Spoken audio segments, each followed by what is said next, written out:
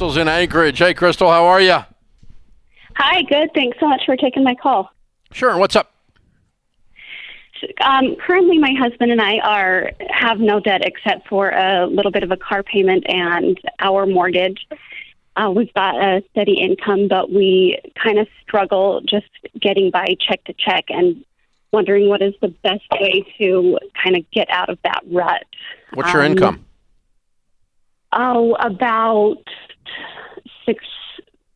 About $72,000 a year. Okay. How much your house payment? $1,700. How much your car payment? I do about $300 a month on it. You would do. What's your car payment? You have a payment amount. Yeah, I do about $300 a month on it. I go a little bit extra. Okay, but I mean, your car payment is actually, if you don't do, what's the actual payment? About $210. Okay, that's what I'm asking.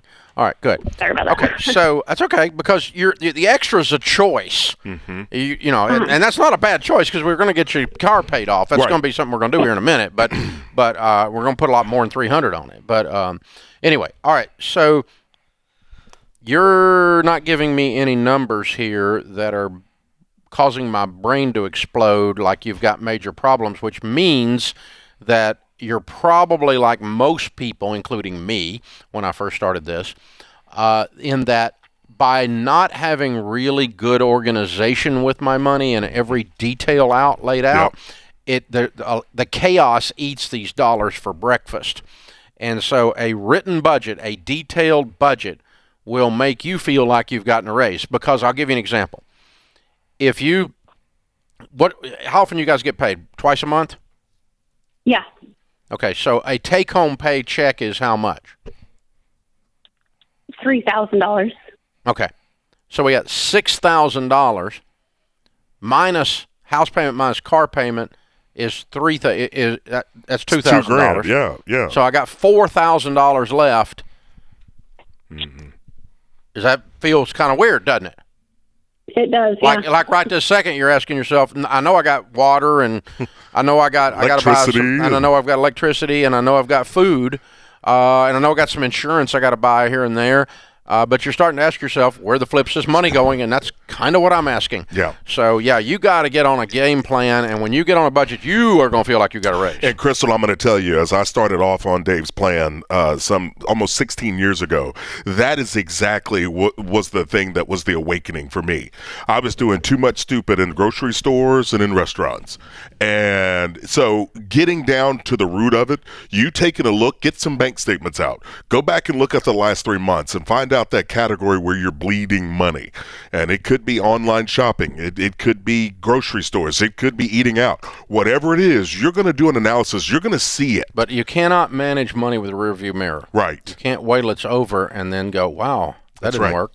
No. You have to tell it what to do before it leaves, on paper, on purpose, before the month begins, every single month, and in agreement with your spouse so they don't do something else. That's exactly right. And I was just going to say, with that, when you find that trouble spot, go to the cash envelopes on it. I'm telling you, having the budget like Dave's talking about beforehand and then having the cash, I'm telling you, it's going to give you more control. And like Dave said, it's going to feel like you gave yourself a raise because guess what? You did. Yeah, jump on Every Dollar and start using it's free to use. Just everydollar.com, download the app and start using that budgeting app with you and your husband. And you got to start working on that tonight. You're going to feel like you got a raise. There's a reason you're losing. There's just no intentionality behind the dollars, and no one does. By the way, you're not like horrible. I got a great question. Nobody does this. All right, you have sat down with people for many, many years. What is the area of the budget that people are absolutely lying about? What is it, the one where you go, this isn't real? Eating out, yeah, I would agree. I'd say eating out at the grocery store because with the stores we have now, they Dave, think they spend less at the grocery store. Yeah. They know they spend a lot at restaurants, but when they find out what they really spend, they go, "Oh my God!" Yep. Like I remember I was sitting in a financial peace group, leading small group one time years and years ago, and we're kind of going around talking about the lesson that night, and we're like, okay, why have you not been able to fund retirement? Where it was an investment lesson. And one of the questions we're just talking about, why didn't you feel like you'd been able to do retirement? And there's an old country boy sitting in the thing, and he goes, yeah, we looked at it. We're spending $1,200 a month in restaurants. I know where our retirement's been going. We've been eating it. I about died laughing. But it's he's telling exactly the truth. I've been eating it. That's it. I'm telling you, that's what a lot of people do with it. They eat their future. Yeah.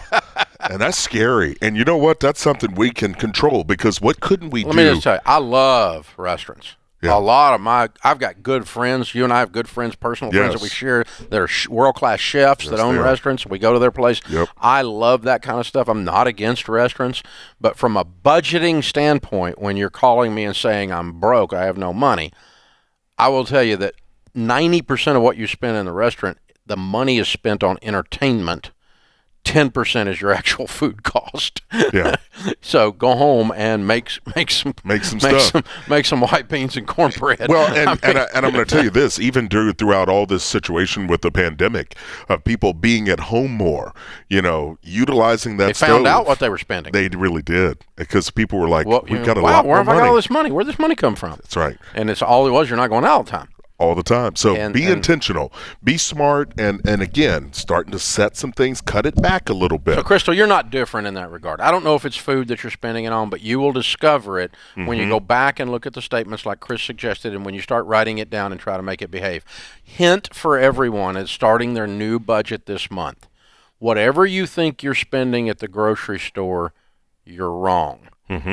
It's more than that. Well, I agree. And so if you think you're spending $500, you better put $750 in there, because you're going to find that it's more. You've been lying to yourself so long that, I really do that. I've had these people tell me these ridiculous numbers. We make it on $50 a month. No, you don't. You can't even. It's just absolutely ridiculous. Yeah. So, but because here's the thing. That is a category that if you underfund it, you will go back and either break your budget, or you'll have to go back and correct your budget in the middle of the month as you're learning how to budget your first couple of months. If you'll go ahead and overfund it, you don't feel like you failed. You can always cut your food budget back in future months. It's a good call. For the first 2 to 3 months you're doing your budget, when you've never done one in years, overfund your grocery store budget. Because everyone spends more than they think they do.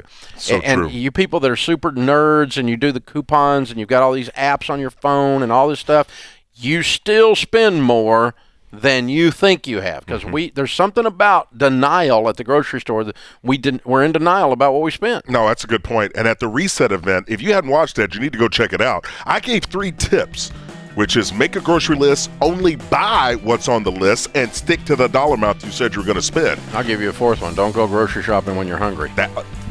Truth. Big truth. As if I have ever done any of this, but there you go. Those burritos I bought from Sam's weren't that good when I got them home. Well, you bought 270 Yeah, of them. I know. I was hungry, Dave. I was real hungry.